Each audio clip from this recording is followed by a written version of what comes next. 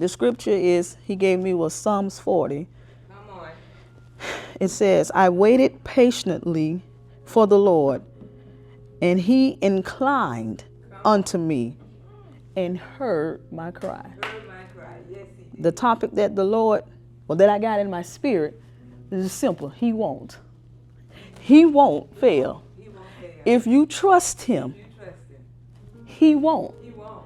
The scripture says he inclined unto me. Just to give the backdrop of it, this is David.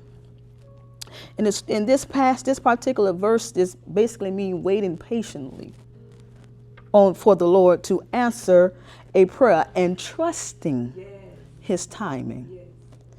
It also says that David begins this particular verse by thanking God for delivering him from a trial. He goes on to publicize God about his goodness and encourage others to trust in him.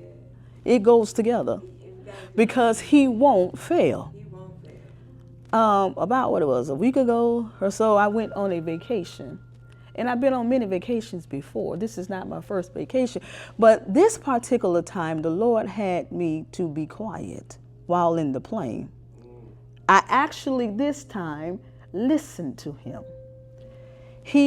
On the way there, he just said, be quiet and ride. But on the way back, I was given the emergency seats. They asked me if I wanted to sit. They had more leg room or whatever. At the beginning, I didn't think of that. I was just excited about the leg room.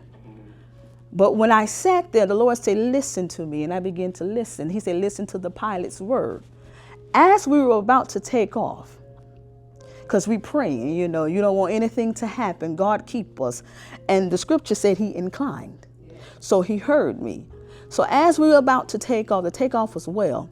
When we got to the 10,000 feet, the pilot came on.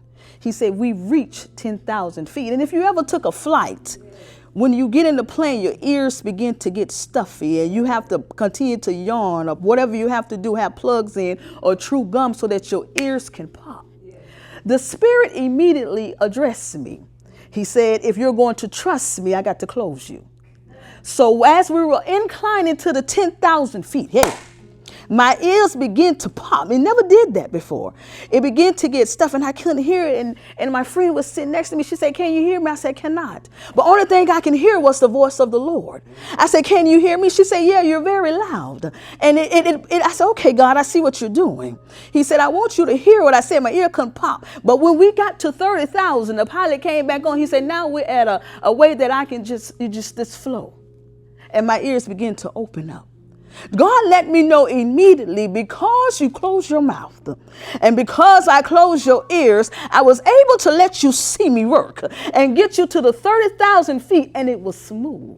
We had no frequency. We had none of this going back and forth. Nothing was going on in the air. Although they had told us a storm was